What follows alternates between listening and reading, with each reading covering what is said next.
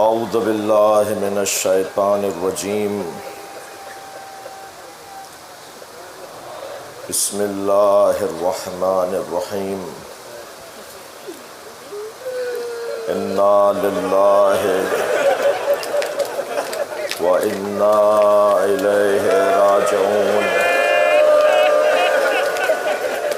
رضا بقضائہ و تسلیما لامرہ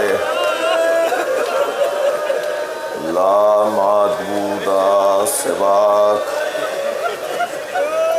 یا غیاث المستغیثین ترکت الخلق طرا لہواک وایتمت العیال لکی اراک یا اللہ تیرے سوا مجھ حسین کا کوئی معبود نہیں،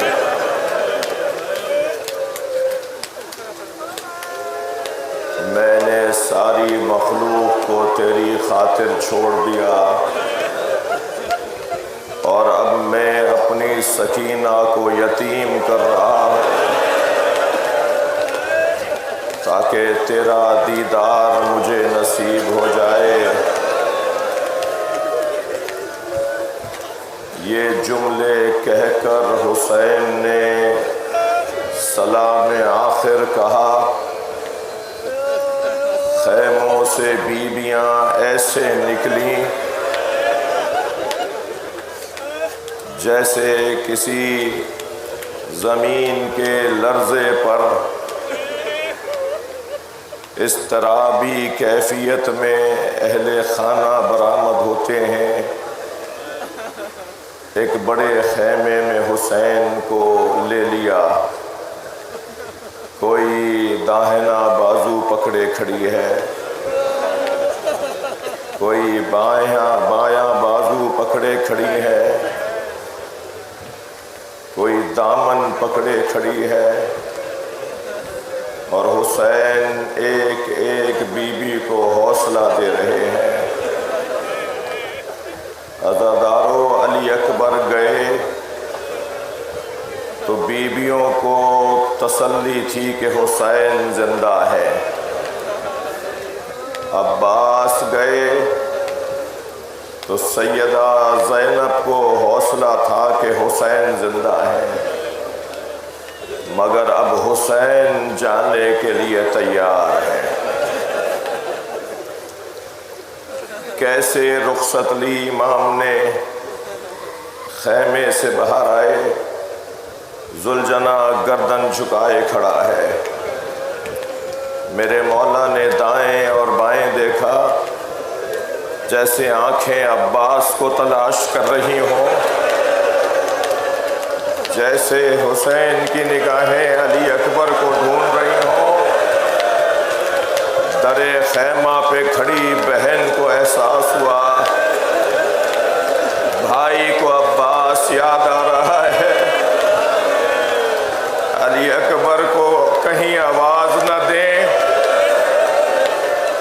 آگے بڑھ کر زینب نے حسین کے گھوڑے کی لگام تھامی، زین پکڑی، رکابوں کو سہارا دیا۔ بھیا ابھی زینب زندہ ہے۔ امام حسین سن 61 ہجری کا عاشوراء، عصر کا وقت، ذوالجنا کی پشت پر بیٹھے اور ایک شفقت بھرے لہجے میں فرمایا، اے راہوار یہ آخری سواری ہے، مجھے قتل گاہ تک لے چل۔ عزادارو ذوالجنا نے پیر نہیں اٹھائے۔ امام کو تعجب ہوا، فرمایا جتنا میں پیاسا ہوں اتنا تو بھی پیاسا ہے، مگر گھوڑے نے پیر نہیں اٹھائے۔ تو امام نے فرمایا، اے راہوار اس سے پہلے تو نے کبھی میرے امر کی سرتابی نہیں کی، شاید حسین غریب ہو گیا۔ گھوڑے نے اپنے قدموں کی طرف اشارہ کیا۔ اب جو حسین نے جھک کر دیکھا سکینہ گھوڑے کے سموں کو پکڑے بیٹھی ہے۔ اے بابا کے گھوڑے، میرے بابا کو نہ لے جا۔ امام گھوڑے سے اترے، بی بی کو اپنی آغوش میں لیا۔ سکینہ، تم نے تو ہمیں رخصت دے دی تھی کہ بابا ایک مرتبہ اور سینے سے لگا لیجئے۔ حسین نے بچی کو سینے سے لگایا۔ سکینہ چند ہی لمحوں میں بابا کا سینہ چھوڑنے کو تیار ہوئی اور ایک جملہ کہا، بابا الوداع۔ اے میری بچی، ایسے کیوں ہماری گودی سے اترتی ہو؟ کہا بابا میری کان میں آواز آ رہی ہے، دادی زہرا۔ اے سکینہ، میں اپنے بچے کا مقتل میں انتظار کر رہی۔ میدان کربلا میں حسین پہنچے، رجز پڑھا اور پھر چند لمحوں کے لیے اپنے بابا کے جوہر شجاعت دکھائے۔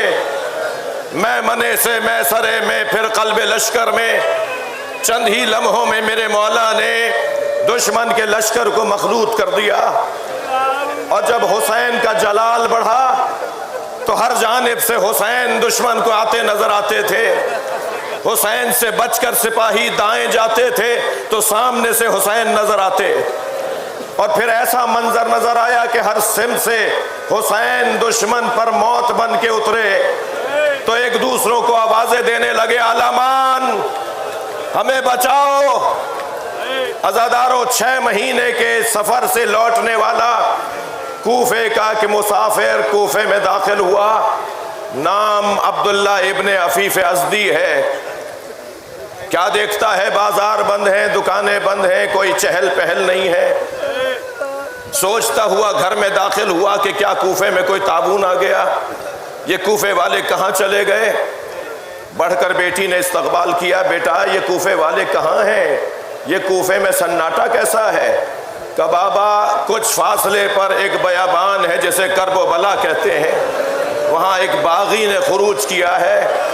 حاکم کا اعلان یہ ہے کہ اگر کوئی اسے مارنے نہ گیا تو اسے سزا دی جائے گی۔ بابا آپ بھی جلدی جائیے، کہیں مخبری نہ ہو جائے۔ عبداللہ نے بیٹی سے پوچھا، بیٹا اس باغی کا نام کیا ہے؟ کہ حاکم کی طرف سے نام نہیں بتایا جاتا، بس حکم یہ ہے اسے مارنے پہنچو۔ عبداللہ نے گھوڑا دوبارہ تیار کیا، اپنے گھوڑے پہ بیٹھ کے روانہ ہونا چاہتا تھا۔ بیٹی نے رخصت کرتے ہوئے کہا، بابا جنگ پر جا رہے ہیں اور جنگوں میں مال غنیمت ملتا ہے، مال غنیمت میں اگر عقیق یمنی مل جائے، یمنی پتھر مل جائے تو میرے لیے ضرور لے آئے گا۔ میں اپنے گلے کا ہار بنانا چاہتی ہوں، میں زیورات بنانا چاہتی ہوں۔ عبداللہ کہتا ہے میں کوفے سے کربلا روانہ ہوا، جب کربلا پہنچا تو عاشور کا دن تھا، عصر کا وقت تھا۔ میں نے عجیب منظر دیکھا، 56 سالہ بوڑھا زخمی جس کا امامہ کھل کے اس کی گردن میں آ گیا، جس کے بدن پہ سینکڑوں زخم ہیں، جس کا جلال ایسا ہے وہ جہاں گھوڑا دوڑاتا ہے فوجیں بھاگنے لگتی ہیں۔